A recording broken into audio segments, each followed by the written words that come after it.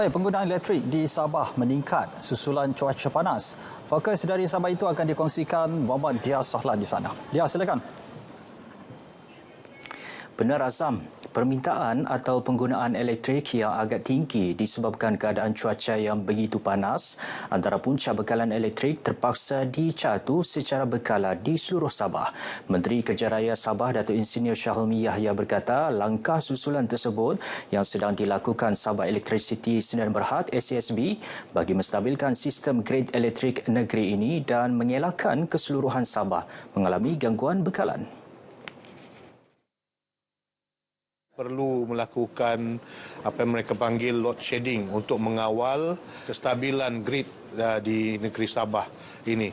Dan dalam masa yang sama, pihak SESB sedang melakukan tindakan jangka pendek untuk menambah kapasiti bekalan elektrik mereka melalui penambahan generator set ataupun penjana kuasa tambahan yang mobile, yang mana saya difahamkan 11 unit sudah ada dan ada 17 unit lagi akan datang, dan ini akan dapat membantu menambah sedikit jumlah bekalan tenaga bagi diagih-agihkan kepada pengguna. Sejak 12 April memang kita telah terpaksa melakukan load shedding. Load shedding ni adalah sesuatu yang terancang. Setakat ni kita tidak nampak elemen sabotaj.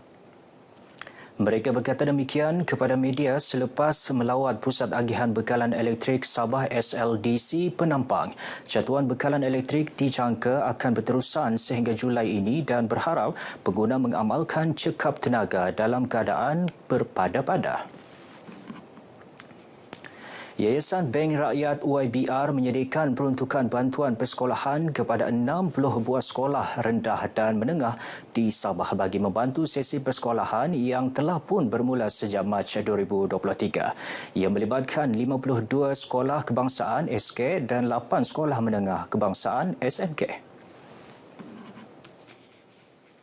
Saya ingin melihat program seperti ini dapat diteruskan oleh agensi-agensi di bawah kementerian saya, dan saya berharap ini merupakan satu daripada banyak lagi program kementerian dengan sekolah-sekolah, terutama bagi memastikan pembudayaan keusahawanan itu dapat dipupuk di peringkat sekolah lagi. Kami melaksanakan pelbagai aktiviti murid dan memerlukan kewangan yang mencukupi untuk melaksanakan aktiviti-aktiviti seperti ini.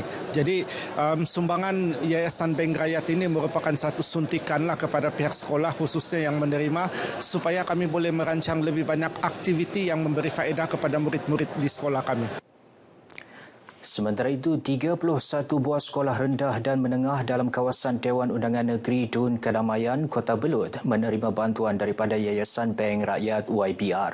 Datuk Iwan turut sempat menyampaikan sumbangan berupa peralatan bantuan perubatan daripada YBR kepada 3 orang warga emas di Kampung Temalang dan Kampung Tuguson, Kota Belud. Lebih banyak kerjasama diperlukan bagi merealisasikan hasrat penerapan aktiviti kerohanian dalam institusi penjara ke arah membentuk keutuhan akidah insan selain berdaya tahan. Turut dialu-alukan adalah kerjasama dengan Majlis Agama Negeri Sabah dalam membuka kelas tahfiz di 6 institusi penjara di negeri ini. Dan saya juga ada banyak berjumpa dengan Majlis Agama Islam Negeri.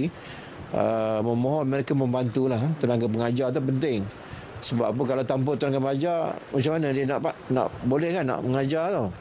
Jadi ini kita merayulah kepada badan-badan, agensi yang berkaitan, sekiranya ada sumbangan mampu untuk membantu Jabatan Penjara, kami sanggup mengulur tangan, memohon sokongan. Beliau berkata demikian kepada media selepas merasmikan Majlis Penutupan Ihtifal Kesenian Islam peringkat penghuni Zon Sabah dan Wilayah Persekutuan Labuan di Dataran Insaf Penjara Tawau. Seramai 79 peserta dalam kalangan penghuni penjara lelaki dan wanita dari Jabatan Penjara Zon Sabah dan Wilayah Persekutuan Labuan mengikuti pertandingan tilawah Al-Quran Marhaban dan nasyid tersebut. Pelajar sekolah perlu dilibatkan meliputi sebarang aktiviti kebudayaan sekaligus menghidupkan semula kelangsungan adat dan budaya setiap etnik di negeri ini. Selain mempelajari kemahiran tradisi, setiap pelajar juga semestinya dapat dididik dengan semangat bekerjasama, komunikasi berkesan selain memahami nilai dan estetika komuniti setempat. Kita mengharapkan daripada pihak yang tertentu, terutama sekali kepada kerajaan, supaya agar penglibatan seperti ini dapat diusahakan kepada peringkat negeri dan juga dimulakan di peringkat daerah dahulu, supaya anak-anak ni dapat mengenal dan mungkin kepekaan mereka ni mungkin akan dilibatkan semua kepada bukan saja khusus untuk orang Kadazan, dusun, tetapi orang-orang yang di sekitar. Sebab kita tahu bukan saja di Papar ni, tapi di seluruh Sabah ini kita berbilang bangsa, berbilang kaum, berbilang language ini bahasa ini.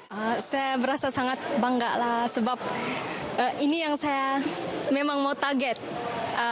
Saya berharap mereka akan lebih fasih dalam bahasa Kadazan dusun supaya tidak ditelan zaman lah bahasa Kadazan bahasa moyang kita lah.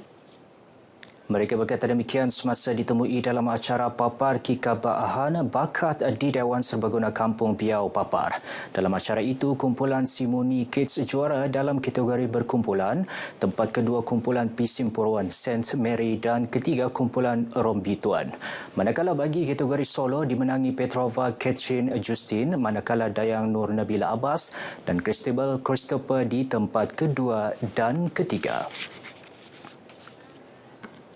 Pekan Sepitang bakal berubah wajah dan berpotensi menjadi pusat industri berasaskan minyak dan gas di Sabah pada masa akan datang.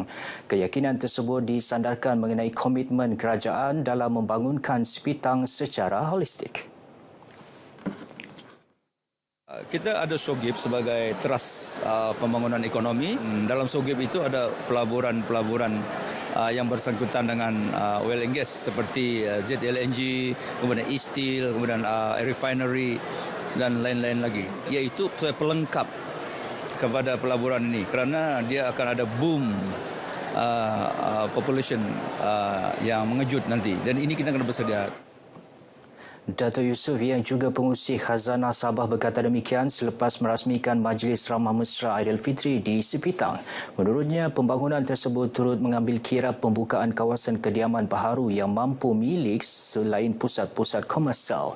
Mengenai Khazanah Sabah, Dato' Yusof memberitahu bahawa pihaknya baharu selesai menstrukturkan semula syarikat pelaburan milik penuh kerajaan negeri itu bagi meningkatkan keberkesanan operasi.